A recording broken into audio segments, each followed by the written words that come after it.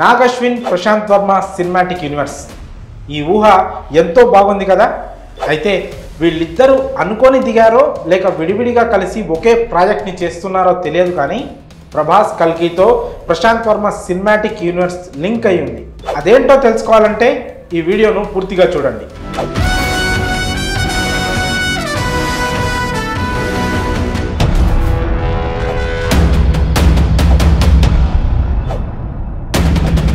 ఉన్నట్టుండి తెలుగు సినిమా స్థాయి అమాంతం పెరిగిపోయింది. మన తెలుగు హీరోలు, దర్శకులు కంటెంట్తో ర్యాంప్ ఆడిస్తున్నారు.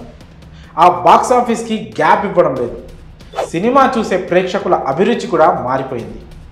ఎలాంటి సినిమాలు చూడాలో అన్న అవగాహన పుష్కలంగా ఉంది ఆడియన్స్లో.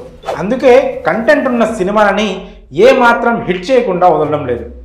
యంగ్ డైరెక్టర్స్ కూడా సినిమా పట్ల, మన కల్చర్ పట్ల చాలా బాధ్యతగా ఉంటున్నారు.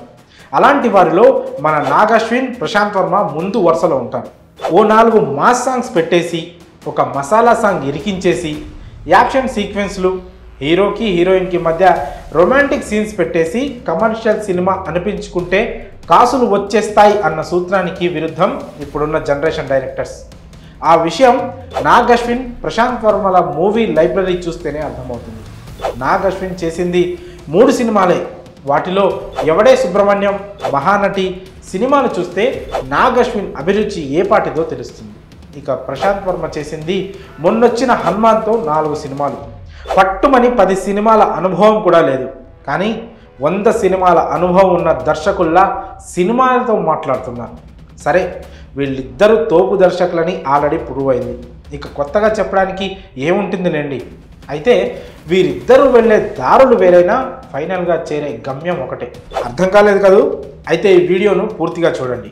హనుమాన్తో ప్రశాంత్ వర్మ సినిమాటిక్ యూనివర్స్ని అనౌన్స్ చేసిన విషయం తెలిసిందే. అంటే హనుమాన్ తర్వాత సూపర్ హీరో కాన్సెప్ట్తో వరుసగా సినిమాలు వస్తాయన్నమాట. మరి ఫైనల్ పార్ట్ ఎలా ఉండబోతోంది, ఎలా ఎండ్ అవ్వబోతుంది, ఆ ఫైనల్ పార్ట్లో వచ్చే సూపర్ హీరో ఎవరు లాంటి ప్రశ్నలకు సమాధానమే ప్రభాస్ కల్కి.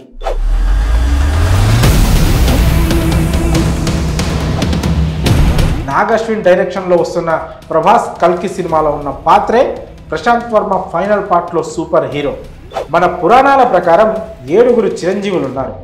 అశ్వత్థామ, బలి, హనుమంతుడు, విభీషణుడు, కృపుడు, పరశురాముడు, వ్యాసుడు. వీరిని 7 చిరంజీవులు అంటారు. ఇప్పటికీ వీరు ఈ భూమి మీద సజీవంగానే ఉన్నారని, ఎప్పటికీ ఉంటారని పురాణాలు చెప్తున్నాయి. కల్కి గురించి తెలిసే ఉంటుంది. మహావిష్ణు అవతారాల్లో ఆఖరి అవతారం. కలియుగంలో కలి ప్రభావం వల్ల అధర్మం ఎక్కువైతే కల్కి రూపంలో విష్ణువు వచ్చి అంతం చేస్తాడని పురాణాలు చెప్తున్నాయి. కల్కికి, కలి రాక్షసుడికి మధ్య జరిగే భీకర యుద్ధంలో ఈ 7 చిరంజీవులు మద్దతుగా నిలుస్తారు. ఆ ఫైనల్ బ్యాటిల్ని డైరెక్ట్గా చూపిస్తే థ్రిల్ ఏముంటుంది.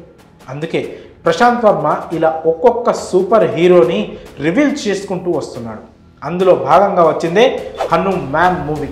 ముందుగా విభీషణుడిని పరిచయం చేసి, ఆ తర్వాత అశ్వత్థామ, హనుమంతుడి సహా మిగతా చిరంజీవులని పరిచయం చేస్తాడు. చివరాఖరున హనుమంతుడిని పరిచయం చేస్తాడు. జెండాపై కపిరాజుల ఫైనల్ బ్యాటిల్లో అండగా నిలుస్తాడు. మహాభారత యుద్ధంలో కూడా అర్జునుడి రథం మీద హనుమంతుల వారు అండగా ఉంటారు. ఆయన ఉన్నంతసేపు రథం ఒరగదు. యుద్ధం ముగిసిన అనంతరం హనుమంతుడు వెళ్ళిపోయాక రథం కింద పడిపోతుంది. జెండాపై కపిరాజు ఉంటే ఎంత పెద్ద శత్రువునైనా జయించవచ్చు. ఈ పాయింట్ మీదే హనుమాన్ క్యారెక్టర్ని ప్రశాంత్ వర్మ హైలైట్ చేస్తూ సినిమా చేశాడు. ఈ హనుమాన్ లాస్ట్లో కల్కితో కలిసి యుద్ధంలో పాల్గొంటాడు. ఈ హనుమాన్ పాత్ర మహాభారత యుద్ధంలోనూ, రామ రావణ యుద్ధంలోనూ ఉంది. ప్రభాస్ నటిస్తున్న కల్కి సినిమాలో ఒక క్యారెక్టర్ ఉంటుంది. ఆ క్యారెక్టర్ కల్కికి సపోర్ట్ చేస్తుంది. ఆ క్యారెక్టర్ పేరు అశ్వత్థామ. ఈ అశ్వత్థామ కూడా 7 చిరంజీవుల్లో ఒకరు. ప్రశాంత్ వర్మ తీయబోయే సినిమాటిక్ యూనివర్సిటీలో ఫైనల్ పార్ట్ కూడా కల్కి బేస్ మీదే ఉంటుంది. కాకపోతే ప్రభాస్ కల్కి సినిమా ప్రశాంత్ వర్మ తీయబోయే కల్కి కంటే ముందుగానే రిలీజ్ అవుతుంది. ప్రశాంత్ వర్మ సినిమాటిక్ యూనివర్సిటీలో కల్కి ఫైనల్ పార్ట్ మాత్రం ఆలస్యంగా వస్తుంది. ఈ గ్యాప్లో సూపర్ పవర్స్ కలిగిన దేవుళ్ళని ఇంట్రడ్యూస్ చేసుకుంటూ వస్తాడు. ఇందులో భాగమే అధిరా, జై హనుమాన్ సినిమాలు. అధిరా టైటిల్ గమనిస్తే వజ్రాయుధం కనిపిస్తుంది. ఇది ఇంద్రుడి ఆయుధం. ప్రశాంత్ వర్మ సినిమాటిక్ యూనివర్స్లో అధీరా కూడా ఒకటి. ఇంద్రుడికి హనుమాన్కి లింక్ ఏంటి అనేది మీకు తెలిసే ఉంటుంది. ఆల్రెడీ ప్రశాంత్ వర్మ హనుమాన్ సినిమాలో కూడా చూపించాడు. హనుమంతుడు బాల్యంలో ఒక పండు అనుకొని సూర్యుడిని మింగేస్తాడు. ఇంద్రుడు వజ్రాయుధాన్ని విసరడంతో హనుమంతుడికి గాయమవుతుంది. ఆ తర్వాత వాయుదేవుడు ఆగ్రహించగా బ్రహ్మదేవుడు వచ్చి చిరంజీవిగా వర్ధిల్లమని హనుమంతుడికి వరమిస్తాడు. ఇలా హనుమంతుడితో లింక్ అయి ఉన్న ప్రతి పవర్ఫుల్ క్యారెక్టర్ని ప్రశాంత్ వర్మ రివీల్ చేసుకుంటూ వెళ్తున్నాడు. హనుమాన్ తర్వాత జై హనుమాన్ ఉంటుందని ప్రశాంత్ వర్మ చెప్పాడు. అలానే అధీరా కూడా సూపర్ హీరో కాన్సెప్ట్తోనే తెరకెక్కుతుంది. ఇలా హిందూ దేవుళ్ళని ప్రశాంత్ వర్మ సూపర్ హీరోలుగా ప్రపంచానికి పరిచయం చేయబోతున్నాడు. మరి ప్రశాంత్ వర్మ సినిమాటిక్ యూనివర్స్లో కల్కి ఎవరు? ఇదే ఇప్పుడు అతిపెద్ద ప్రశ్న. ప్రభాస్ ఆల్రెడీ నాగాశ్విన్ సినిమాలో కల్కిగా నటిస్తున్నాడు. కాబట్టి మళ్ళీ ప్రశాంత్ వర్మ సినిమాలో కల్కిగా నటించే ఛాన్స్ ఉండకపోవచ్చు. ఒకవేళ ప్రశాంత్ వర్మ సినిమాటిక్ యూనివర్స్లో స్టార్ హీరోలను తీసుకోవాలన్న ఆలోచన ఉంటే మాత్రం తెలుగు సినిమాకి తిరుగుండదు. తేజ సజ్జా వంటి చిన్న హీరోతోనే ఇంత అద్భుతం సృష్టించాడంటే స్టార్ హీరోతో చేస్తే ప్రపంచం మొత్తాన్ని విస్మయానికి గురి చేస్తారనడంలో ఎలాంటి అతిశయోక్తి లేదు. ఆల్రెడీ ప్రభాస్తో కల్కి సినిమా తీస్తున్న నాగాశ్విన్ ఇప్పుడు ప్రశాంత్ వర్మతో కలిస్తే ఎలా ఉంటుందో చూద్దాం. ఈ ఊహ అనుకుంటేనే ఎంత బాగుందో కదా.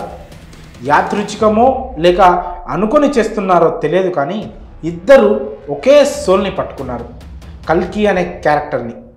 నాగాశ్విన్ కాస్త ముందు తీస్తుంటే ప్రశాంత్ వర్మ మాత్రం ఓ 10-12 సినిమాల అనంతరం కల్కిని పరిచయం చేయబోతున్నాడు.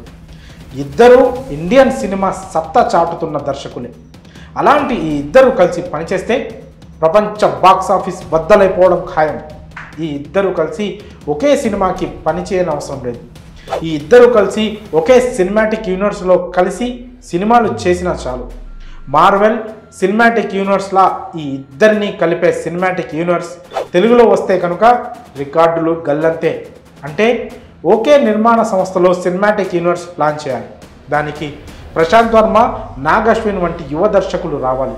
చందు మొండేటి అటు కార్తికేయ ఫ్రాంచైజీతో దుమ్ము దులిపేస్తున్నాడు. ఇలా వీరంతా హిందూ దేవుళ్లను ప్రపంచానికి సూపర్ హీరోలుగా పరిచయం చేస్తున్నారు. వీరి ప్రయాణ మార్గాలు వేరైనా గమ్యం మాత్రం ఒకటే, మన మూలాల్ని ప్రపంచానికి చాటి చెప్పడం. ఇప్పటికే కల్కితో ఈ ఇద్దరిది ఒకే గమ్యమని నిరూపించారు. అలాంటిది ఈ ఇద్దరు కలిసి ఒకే గమ్యం కోసం పనిచేస్తే బీభత్సమే కాదంటారా?